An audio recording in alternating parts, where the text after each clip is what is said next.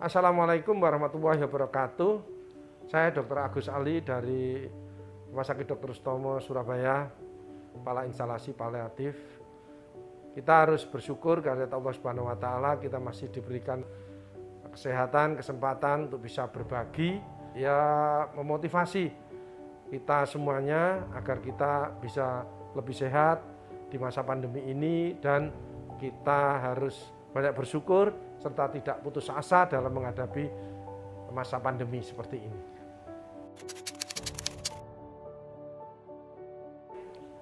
Jadi pertama, kalau yang di masa pandemi ini, kalau orang-orang yang terpapar apalagi diperiksa dalam kondisi positif, nomor satu tidak usah panik, karena virus COVID ini menyerang pada sistem kekebalan tubuh, di mana sistem kekebalan tubuh itu akan menurun jikalau kita panik, cemas, gelisah, mengeluh, dan lain sebagainya. Nah, seandainya kita sudah tahu bahwa kita memang dites positif, maka kita tidak usah panik, tenang saja. Itu pentingnya menata hati. Makanya sangat penting bisa diisi dengan menenangkan hati adalah dengan mendekatkan diri pada Tuhan, mendekatkan diri pada Allah dengan banyak berzikir, istighfar, ya. Maka anjuran di masa pandemi ini oleh Rasulullah menganjurkan perbanyak baca astaghfirullahaladzim innahu kana ghafara ya hayyu ya qayyum bi rahmatika astaghis. Mohon ampun kepada Allah dan mohon pertolongan kepada Allah. Jadi dalam hidup ini tidak usah ada yang khawatir. Apapun permasalahannya, termasuk dengan kondisi pandemi COVID ini, misalkan terpapar, kita harus minta pertolongan kepada Allah. Wa may yattaqillah yaj'al makhraja wa yarzuqhu min haitsu. Semua persoalanmu dunia, kalau kita mendekat kepada Allah, mohon pertolongan kepada Allah, bertakwa kepada Allah, maka Allah akan memberikan jalan keluar dan menambahi rezeki yang tidak disangka-sangka, termasuk kesehatan kita. Jadi bagi teman-teman siapapun, saudara-saudara yang saat ini kondisi dalam isolasi, baik itu yang PMI maupun yang bergejala ringan, maka nomor satu, tidak usah gelisah, tidak usah cemas. Ikuti aja protokol pengobatan ini dengan baik. Isi dengan kegiatan mendekatkan diri pada Allah, mengikuti aturan-aturan protokol pengobatan, insya Allah bisa melalui dengan baik dan kita bisa kembali. Tapi kalau mengeluh, ngomel, apalagi marah-marah, kondisi akan menurun. Virus ini akan tambah menyerang, itu yang berbahaya. Dan menyerangnya bukan main-main, ini akan menyerang paru-paru yang membuat kita nanti bisa sesak dan lain sebagainya. Bahkan virus ini bukan hanya menyerang paru-paru, semua organ. Itu makanya kita harus bagaimanapun tetap sebaiknya memang bersyukur. Makanya minimal istighfar. Dan kita sabar bahwa ini memang ujian. Perintah dari Allah kalau ada memang sedang diuji sama Allah adalah kita harus bersabar. Nah, tidak cukup bersabar tapi juga ikhtiar. Ikhtiarnya adalah dengan mengikuti program pengobatannya itu.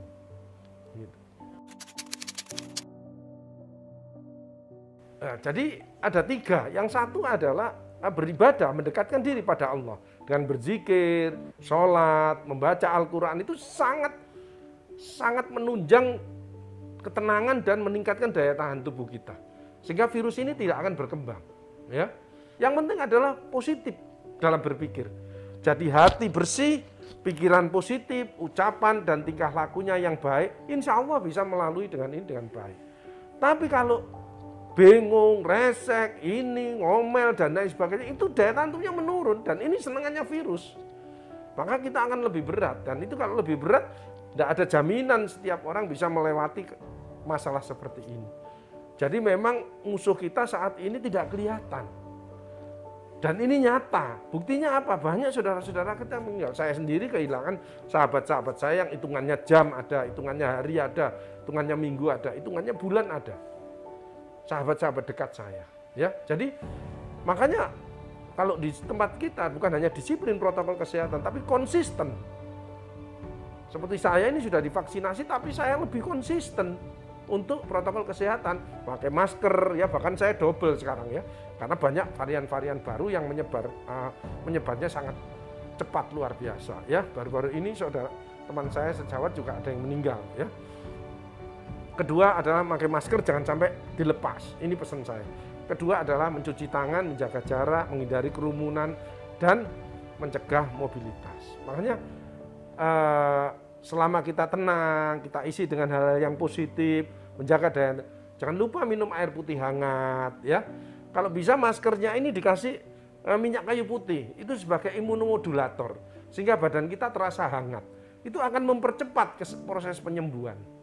Bukan obat, tapi dia imunomodulator, merangsang daya tahan tubuh itu.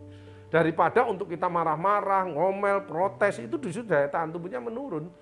Lebih baik kita untuk zikir, ibadah, membaca Al-Quran ya, sambil maskernya diberi minyak kayu putih, minum air putih yang hangat, mengikuti program-program yang sudah dilaksanakan, insya Allah kita bisa melalui masa 10-14 hari lah. Itu.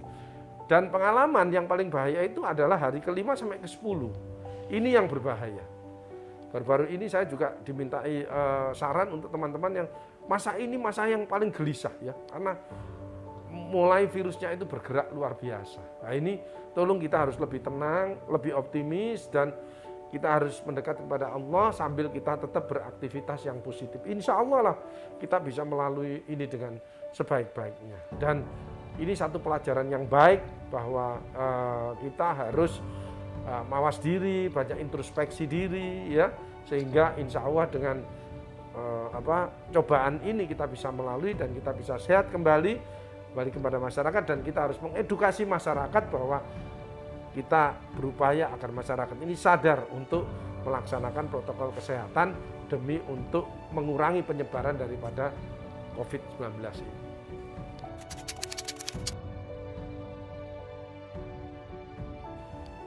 Jadi Rasulullah sendiri mengingatkan bahwa kalau ada penyakit menular, wabah, itu Rasulullah menyarankan jangan masuk daerah itu. Tapi kalau berada di satu daerah itu jangan keluar. Ya, itu kalau kita sebagian kita umat Islam, kita taat kepada Rasulullah, maka harus kita mengikuti aturan seperti itu. Ya, jadi COVID ini, virus ini memang ada, itu makhluknya Allah. Ya, jadi jangan sombong, jangan overconfident, ya merasa dirinya kuat, besar, belum tentu bisa lewat dengan COVID ini. Makanya bagi teman-teman nanti yang diberi kesempatan oleh Allah untuk sehat atau keluarga yang belum imunisasi, ya imunisasi. Karena memang pandemi ini bisa dilaksanakan dengan kita fokus mengatasi pandemi dengan protokol kesehatan dan vaksinasi. Kedua adalah kita harus memeriksa barangkali ada gejala-gejala, dan kita harus bergotong royong, saling bergandeng tangan untuk menyelesaikan pandemi ini. Jadi memang virus ini ada, bukan tidak ada ya. Bahkan teman saya ini ada yang sampai suatu saat pakai ventilator ya. Beratnya bukan main ya. Alhamdulillah sampai diberi panjang umur sama Allah. Tapi ada beberapa yang sudah tidak memungkinkan ya, karena dia ada penyakit jantung dan lain sebagainya. Maka jangan meremehkan dengan virus ini ya. Jangan meremehkan, jangan mengeluh, karena ini ujian dari Allah. Jangan kendor untuk protokol kesehatan dengan 5M, dan jangan menyerah. Mari kita berjuang bersama-sama, saling mendukung, saling bergandeng tangan agar pandemi ini bisa kita atasi bersama-sama, bisa cepat berlalu, dan kita akan bisa kembali pelan-pelan seperti yang normal. Tapi kalau seperti ini, banyak masyarakat yang ini tugasnya kita semua untuk saling mengedukasi, memberikan kontribusi positif terhadap penyelesaian pandemi ini. Jadi tenaga kesehatan ya tolong dibantu ya, tenaga dokter juga terbatas ya, dan semua masyarakat.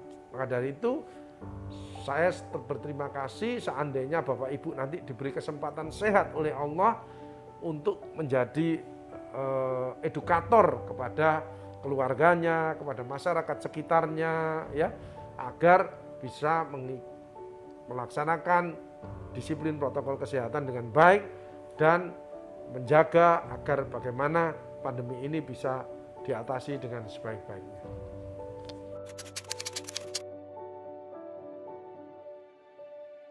Jadi virus ini dibawa oleh inangnya, oleh manusia.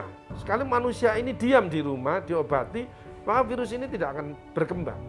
Virus ini berkembang kalau kita banyak interaksi, kasusnya meningkat, maka virus ini akan membuat mutasi-mutasi yang baru. Itu yang sangat dikhawatirkan. Makanya dengan adanya pembatasan mikro, di tingkat mikro, ini diharapkan kita untuk bisa diam di rumah. Kalau toh harus keluar, jangan lupa disiplin protokol kesehatan yang ketat. Kedua adalah berdoa, bismillahirrahmanirrahim, la haula wala quwata illa billah 3 kali. Selain malamnya juga berdoa, bismillahirrahmanirrahim, la yadurru ma'asmi syai'un fil ardi wala fis sama'i wa huwas samiul alim. 3 kali pagi, 3 kali malam. Kemudian kita kalau beraktivitas ya secukupnya. Begitu aktivitas selesai kita kembali lagi di rumah, ya. Nah itu. Tapi yang paling penting jangan sampai melepas masker ini. Karena itu sangat berisiko, sangat berisiko. Jadi virus ini akan sangat cepat menyebar, ya. Jadi jangan sampai olahraga terus melepas masker, ngobrol, nah itu sangat berisiko, ya. Olahraganya sih bagus ya, kena sinar matahari pagi dan lain sebagainya. Tapi masker, boleh maskernya dilepas kalau kita sendirian memang. Tapi begitu ketemu orang lain, saya harapkan untuk maskernya tetap dipakai.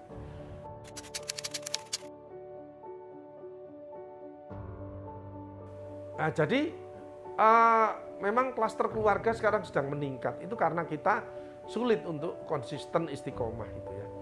Anak-anak juga begitu ya, anak-anak belum sekolah sehingga dia harus berkumpul dengan orang lain. Ternyata banyak yang OTG yang belum ada gejala tapi membawa virus. Kembali ke rumah tanpa protokol kesehatan, maka di situ ada orang tuanya, ada kakek, ada neneknya, itu yang berisiko tertular. Maka dari itu kalau ada orang yang kena, nomor 1 harus ditolong. Dan keluarga tidak usah panik, tenang saja, nanti RT, RW yang akan memantau bagaimana agar itu bisa tidak sampai menyebar kepada keluarga yang lainnya. Makanya saya sarankan kalau kebetulan ya ada gejala kemudian dites positif, lebih baik kita ke Satgas Covid aja. Jadi bersama-sama untuk dengan teman-teman yang lain, karena di situ ada program-programnya, daripada di rumah di situ berisiko menularkan kepada anggota keluarganya yang lain nanti ya. Ya kalau imunnya kuat, orang tua kita belum tahu kalau ada penyakit yang lain ya, itu sangat berisiko ya. Nah, itu sangat disayangkan. Jadi kita jangan mementingkan diri kita sendiri, tapi mementingkan orang lain, anggota keluarga yang lain, termasuk masyarakat sekitarnya. Ingat, orang yang egois, merasa dirinya paling benar, paling pintar, itu rendah di hadapan Allah dan rendah di hadapan manusia. Jadi kita harus memikirkan juga orang-orang yang ada di sekitar kita, ya.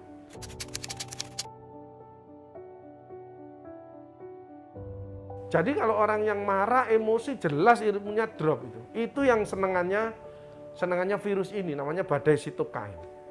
Makanya saya menghimbau jangan sampai marah-marah, perbanyak istighfar, mohon ampun kepada Allah. Ya kita ikuti aja program yang sudah dilaksanakan. Kalau kita tidak ingin berkepanjangan dan akan lebih berat lagi.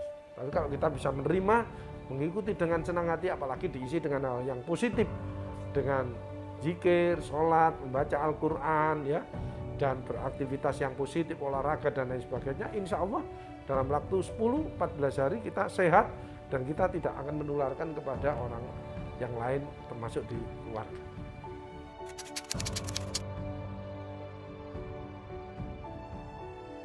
Jadi vaksin ini itu intinya adalah kita membentuk antibodi agar seandainya kita terpapar oleh virus, maka kita sudah mengenal virus itu.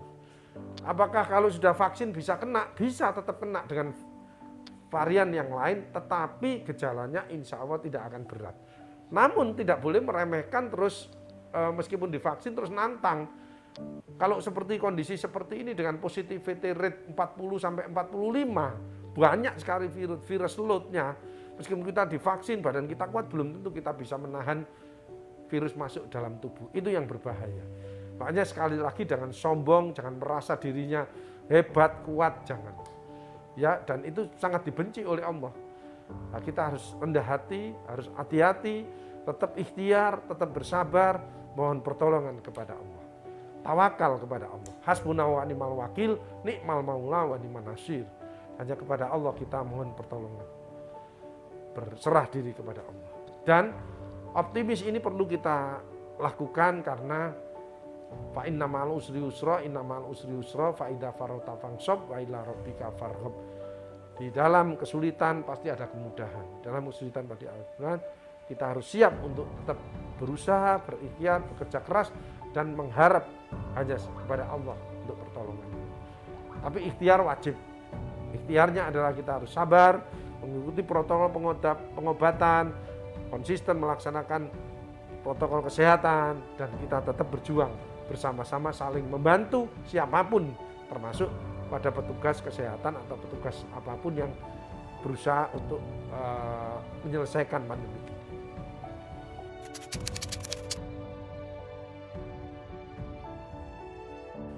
Jadi ya memang silaturahim itu satu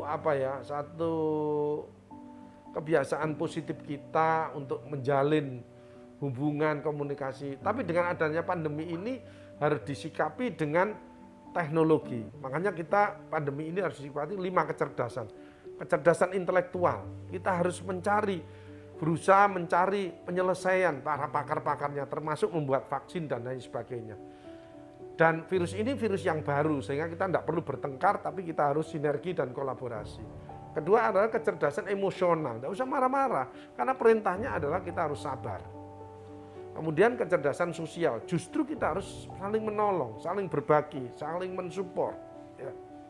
Keempat adalah kecerdasan teknologi. Kita tidak bisa tatap muka, tidak bisa bersalaman dan lain sebagainya, karena virus ini akan cepat bisa berpindah kalau kondisi seperti. Maka bisa pakai teknologi dengan video call, ya, dengan laptop, ya itu. Makanya kalau kita secara bersama-sama, ya karena kondisi Indonesia geografisnya berbeda. Kalau kita tidak bersama-sama, maka terjadi pingpong fenomen. Di sini sudah bagus, yang sana naik, pindah lagi, pindah terus gitu, tidak akan selesai-selesai. Maka akan tambah panjang persoalannya. Makanya menyelesaikan pandemi ini harus gotong royong, harus bersama-sama, ya. Dan tentu saja yang terakhir adalah kecerdasan spiritual. Kita tidak ada lagi yang patut kita minta tolong hanya kepada Allah. Makanya astagfirullahaladzim innahu kana ghafara, ya hayyu ya qayyum bi rahmatika astaghits. Itu harus dibaca sebanyak mungkin. Semoga Bapak Ibu tetap semangat, bisa mengikuti aturan protokol yang sudah dilakukan di tempat Bapak Ibu melakukan isolasi mandiri. Mudah-mudahan dengan ini bisa dilewati dengan baik dan Ibu sehat kembali. Dan saya mohon bukti bersyukur kepada Allah bahwa panjenengan diberikan kesehatan. Panjenengan harus mengedukasi keluarganya, masyarakatnya agar pandemi ini cepat selesai. Itu kuncinya. Semoga kita tetap semangat. Salam sehat, salam tangguh. Wabillahi taufiq wal hidayah. Assalamualaikum warahmatullahi wabarakatuh.